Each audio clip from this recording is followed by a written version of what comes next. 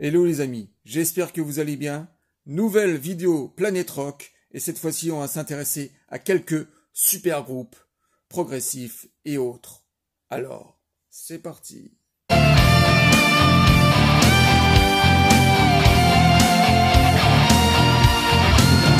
Les super formations, dit les grands groupes.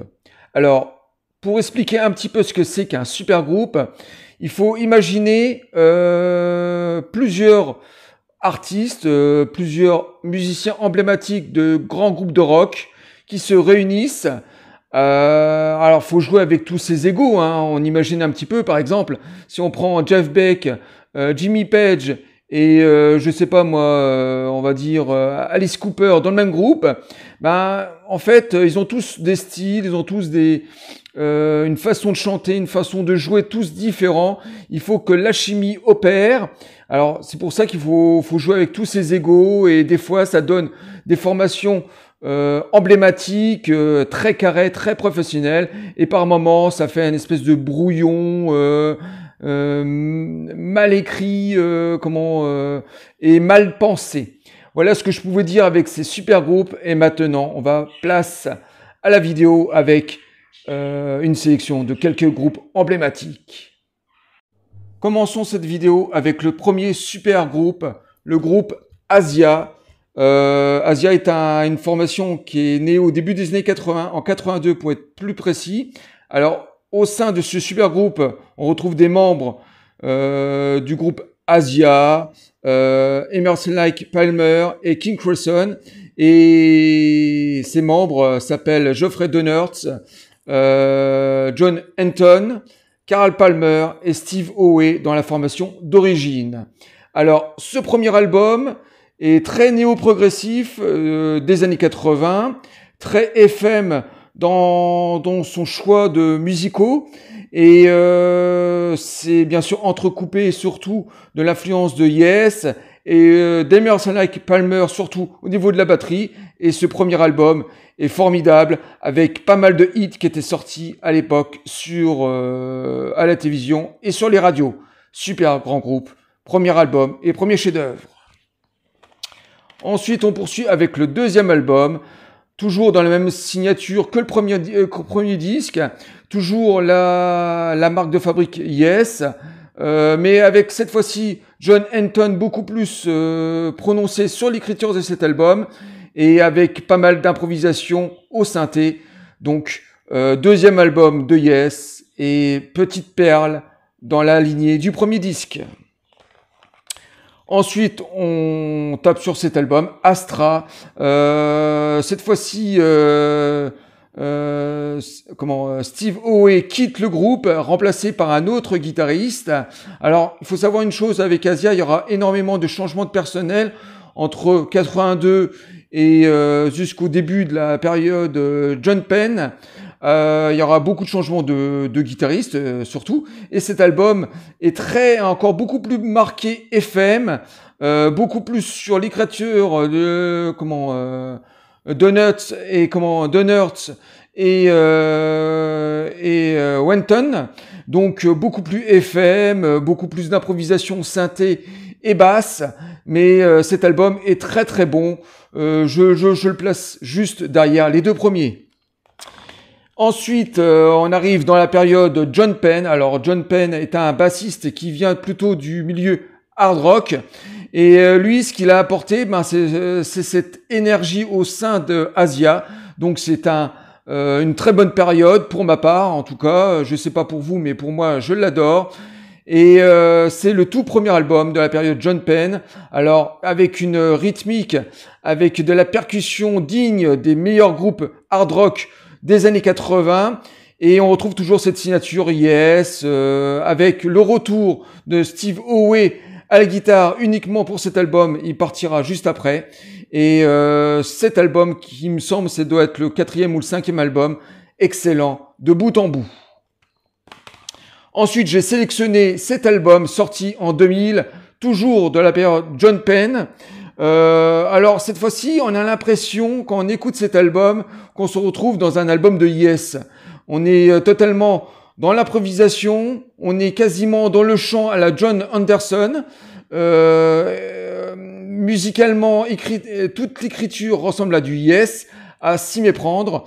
Et en plus, sur cet album, il y a énormément de guest stars qu'on retrouve. Donc, un excellent album du début des années 2000, extrêmement fourni et bien écrit.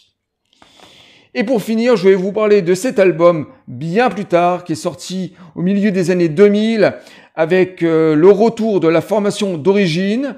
Et donc là, cette fois-ci, on se retrouve dans un album très très bien écrit, une sorte de concept album sur la vie infinie. Donc c'est pour ça qu'on voit le phénix sur cet album, sur la vie éternelle.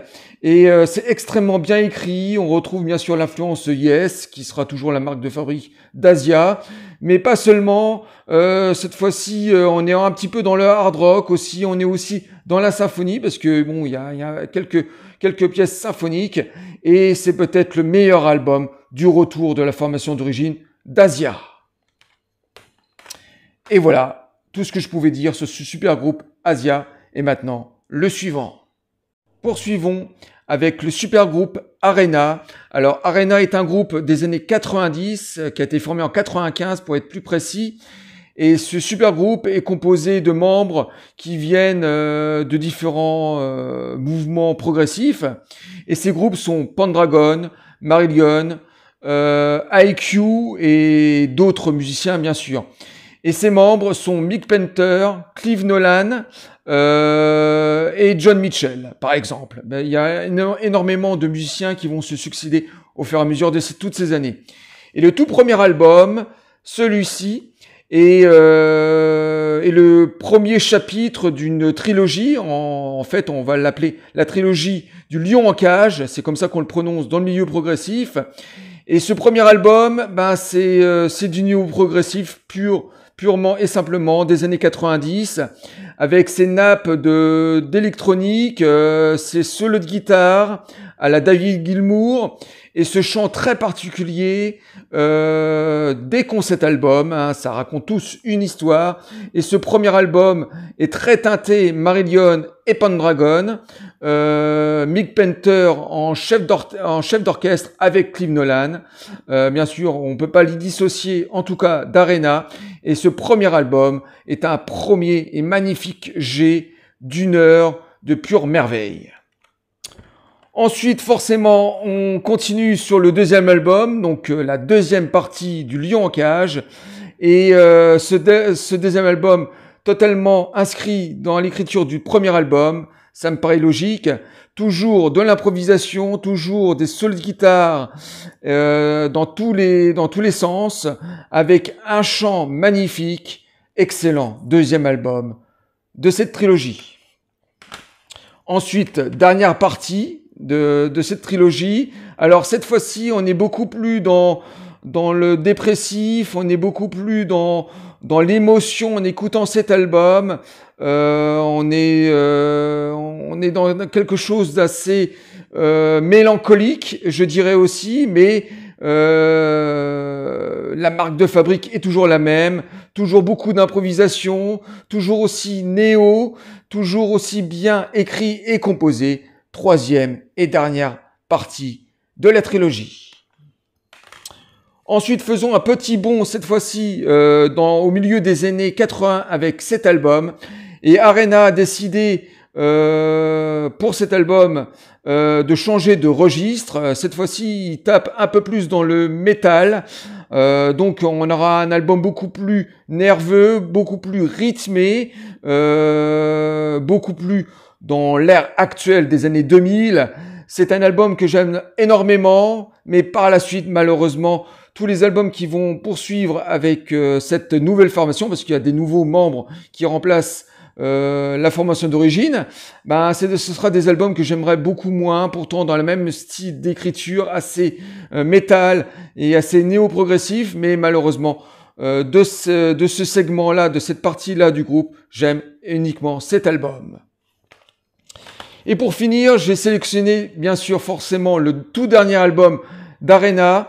Alors, avec John Mitchell, qui avait déjà rejoint le groupe depuis quelques années déjà. Et c'est un album beaucoup plus néo. Ils étaient revenus plutôt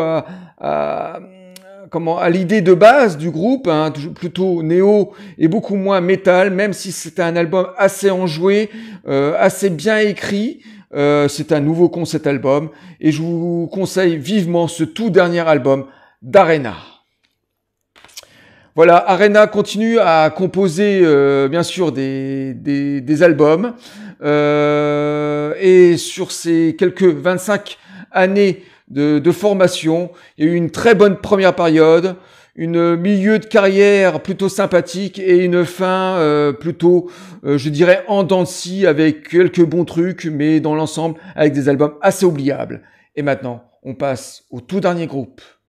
Pour terminer cette vidéo, j'ai sélectionné le super groupe Hollywood Vampire.